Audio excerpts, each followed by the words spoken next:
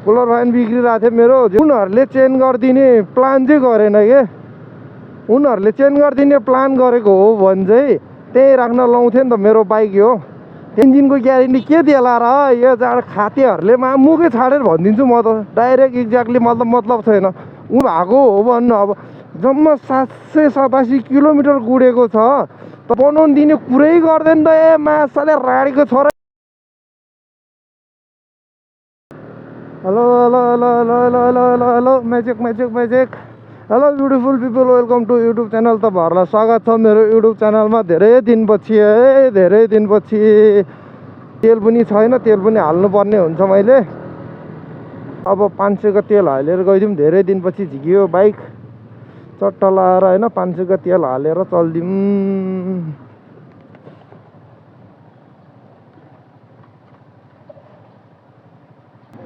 दा 500 को हाल्दैन तेल।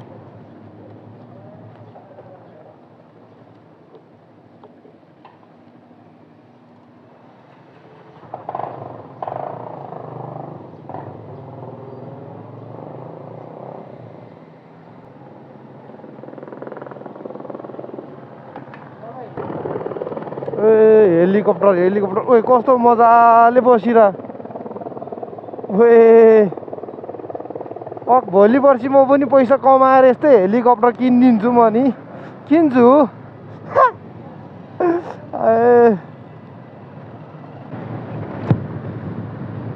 अनि जस्ट के भने यो बाइक चाहिँ मेरो एक्ज्याक्टली बिग्रिरहेको थियो है।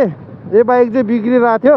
अनि के भन्यो भने जस्ट बाइक कुलर फ्यान बिग्रिरहेको थियो मेरो जस। अनि उनीहरूले बनाइदिन्छ होला कि भनेर चाहिँ आश गरेर चाहिँ मैले धेरै दिन होइन यत्रो महँगो पैसा तिरेर बाइक किनेपछि उनीहरूले सामान त अब नयाँ अब धेरै भएको हो भन्नु। अब जम्मा 787 किलोमिटर गुडेको छ तर किनेकोदेखि नै चलेको थिएन। जस नचलेको भनेर मैले थाहा भएन त्यतिखेर थाहा भएको भए चाहिँ त्यतिखेर लान मिल्थ्यो। त्यतिखेर म बिस्तारै आनन्दले चलाएँ हिँड्यो होइन। धेरै अब चलाउनु हुँदैन भनेर अनि चिलमा आनन्दले चलाएर हिँड्यो। थाहा भएन जब हामी सैलुङ गयो नि त। सैलुङ गएपछि फाइन चलेन। अनि त्यसपछि फेरि हिस्ट्री साथीसँग हामी माथि तारेभिर उक्लेको थियो कि डबल लोड। अनि त्यसपछि त फाइन त झल्लै चल्दैन, बाइक त हिट भन्छ। अनि मेरो म चाहिँ आश गरेर 2 हप्ता 3 हप्ता राख्यो या घरमा। जस्तै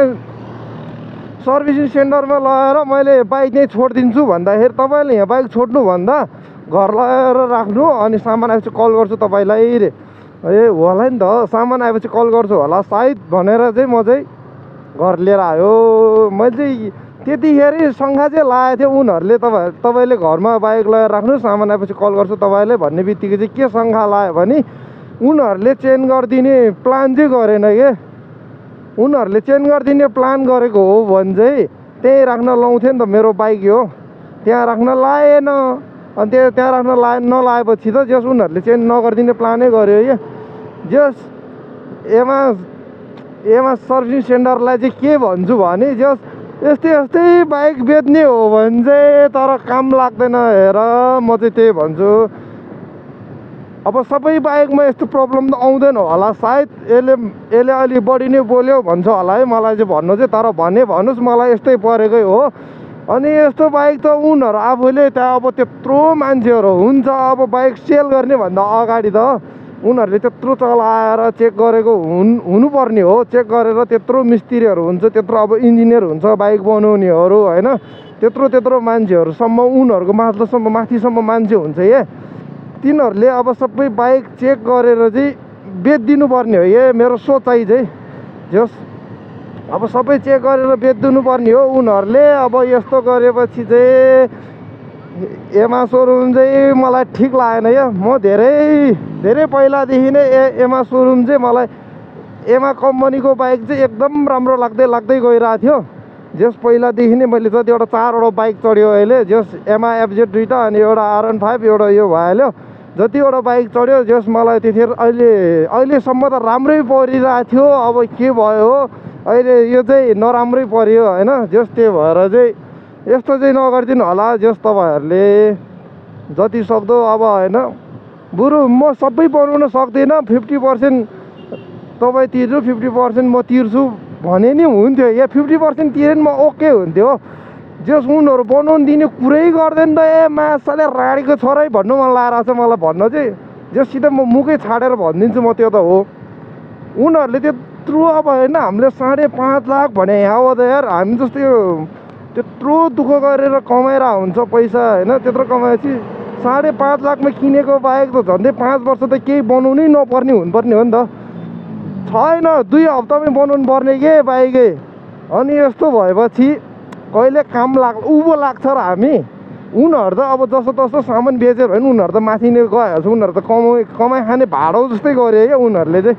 जस्तो यस्तो नगरिदिनु होला, मलाई चाहिँ यस्तो गरेर होइन मैले चाहिँ फसाइदियो, उनीहरूले झुलाइदियो त्यत्रो दिनसम्म। ठिक छ, तपाईँहरूले झुलाइदिनु, अझै गर्नु। अब उनीहरूको टाइममा सर्भिसिङ गर्न आउनु रे, उनीहरूको टाइममा सर्भिसिङ गऱ्यो भने उनीहरूको ग्यारेन्टी हुन्छ अरे, वारेन्टी हुन्छ अरे। अब इन्जिन सिन्जिन अब यस्तै अब सानो चित्त अब कुलर फ्यान बिग्रिँदाखेरि त उनीहरूले बनाउन नसकेपछि अनि अब इन्जिनको ग्यारेन्टी के देला र? यो जाँड खातेहरूले मुखै छाडेर भनिदिन्छु म त डाइरेक्ट एक्ज्याक्टली, मतलब छैन। उनीहरूले डाइरेक्ट ठगेपछि मलाई सिधै भन्न मन लाग्यो, मुख छाड्न मन लाग्यो, मुख छाडिदिन्छु म त सिधै हो। बरु सकेसम्म बरु यो चिन्ने मान्छेहरूले चाहिँ यो सोरुम सर्भिसिङ सेन्टरसम्म पुऱ्याइदिनु होला यो भिडियो चाहिँ है। सोरुमसम्म पुऱ्याइदिनुहुन्छ, जहाँसम्म पुऱ्याइदिनु तपाईँहरूको हातमा छ, तपाईँहरूले पुऱ्याइदिन्छु होला सायद। जस अब हुन त हो, अब म खासै ठुलो मान्छे न होइन, अब सानो मान्छे भनेपछि त जसले नि हेपिहाल्छ। अब ठुलै मान्छेले भिडियो बनाएर हाल्यो त पुऱ्याइदिन्थ्यो नि होला, बनाइदिन्थ्यो नि होला। जस अब मलाई चाहिँ यहाँ यो सोरुमबाट चाहिँ सर्भिस सेन्टरबाट चाहिँ पुग्यो हो साथी हो, पुग्यो। अब जस उहाँभित्र पर्फर्मेन्स हाउस छ, जस जति जे जस्तो भयो भने आफ्नो जति किलोमिटर कुद्नु पर्ने छ त्यति आनन्दले चलाइन्छ। जस त्यहीँ सर्भिसिङ गरेर चलाइन्छ। सर्भिसिङ गर्ने यता एकदम राम्रो छ पर्फर्मेन्स हाउस, हाम्रो हिस्ट्री साथीले बनाउने ठाउँ। जस मलाई त्यहीँ ठिक लाग्छ। जस त्यही भएर म आज त्यहीँ पैसा तिरेर म आफै बनाउँछु भनेर हिँडेको। जस अनि धेरै दिनपछि आयो भिडियोमा पनि, अनि भिडियो अब बनाउन पनि अब साथीहरू पनि भेटिसक्यो। धेरै दिनपछि साथीहरू पनि नभेटेको थुप्रै भइसकेको थियो। अनि अघि उता गएर बाइक बनायो। अनि बाइक बनाएर अब उयो फेरि अङ्कितको अर्को लफडा भएछ। त्यही भएर हामी त्यसको लागि अब त्यतिर जाँदैछ। अब के हुन्छ अब उता अगाडितिर गएर भेटौँला। अब त्यही हो, यस एकै ठाउँमा धेरै भिडियो बनाउने झ्यावै लाग्छ लास्टै।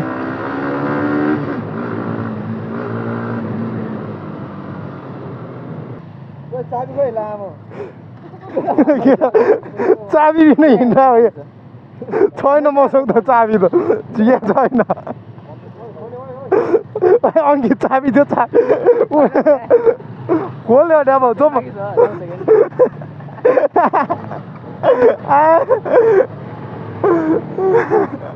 कस्तो चिलमा बसिरह है, पाएन।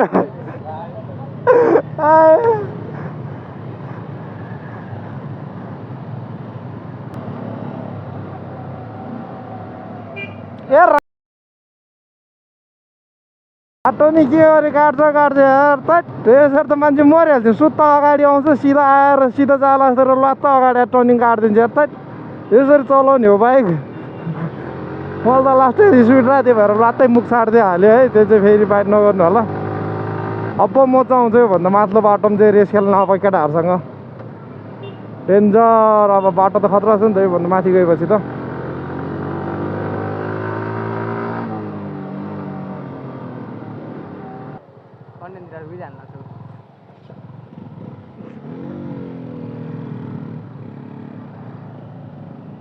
कता अब फर्किनुला?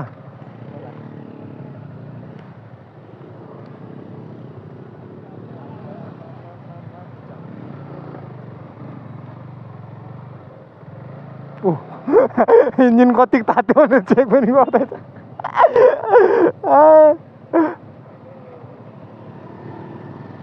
यहाँ पो रहेछ फेरि, कस्तो टर्निङमा यार। अन्त चौकी त यहीँ छ, यहीँ मान्छे कुद्ने भने चाहिँ कस्तो आँडा है, कस्तो अचम्म है। तर आँट त आँटै रहेछ यार है। यहीँ लोकलै होला नि, अब अरू त होइन होला सायद। त्यस्तो लाग्यो मलाई चाहिँ। जस यहीँ मुनि छ चौकी, यहीँ मान्छे कुट्ने भनेपछि त यो त अत्याचारै भइगयो नि अब।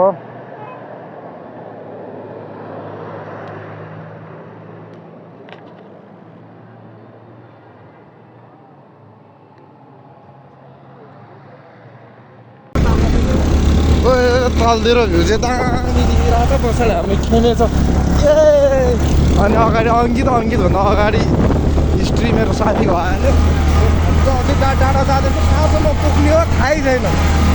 कहाँको डाँडासम्म भन्यो आयो हाम्रो खोइ थाहै छैन है। खेमेको घरमा हिँडिरहेको छ हामी।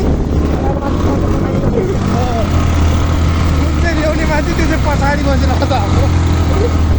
कुदौ